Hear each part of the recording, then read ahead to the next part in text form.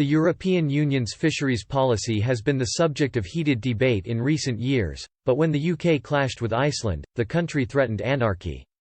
The dispute between the EU and Iceland erupted in a mackerel war as the bloc threatened to impose trade sanctions against Iceland or stop its ships from entering European ports. In a move reminiscent of the 1970s Cod War, when British gunboats were sent to ward off Icelandic trawlers in disputed waters, the EU has warned it will take all necessary measures to protect its fishing and economic interests. The rise in tensions came as Iceland decided in 2010 to catch 3 times as much mackerel as the EU considered reasonable, prompting a similar move by the Danish-owned Faroe Islands.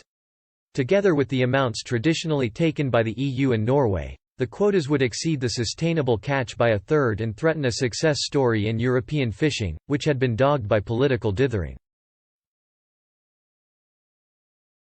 Iceland insisted it had acted within its rights, as the Federation of Icelandic Fishing Vessel Owners defended its behavior as legal and responsible. Brussels and Reykjavik failed to resolve the dispute, leading to a stark warning from former EU Fisheries Commissioner Maria Damanaki, who said the European Commission would be sending a very clear message to the 2 states demanding a sustainable deal. She added, however, should the current anarchic situation in the mackerel fisheries continue with unreasonable positions being maintained by parties, then the Commission will contemplate all necessary measures to conserve the mackerel stock and safeguard EU interests. The Scottish Fisheries Secretary, Richard Lochhead, praised the EU at the time as tensions between the UK and Iceland increased. He said, "I am greatly encouraged by the commitment being shown by the EU on this and hope that these matters will be at the fore of Iceland's EU accession negotiations."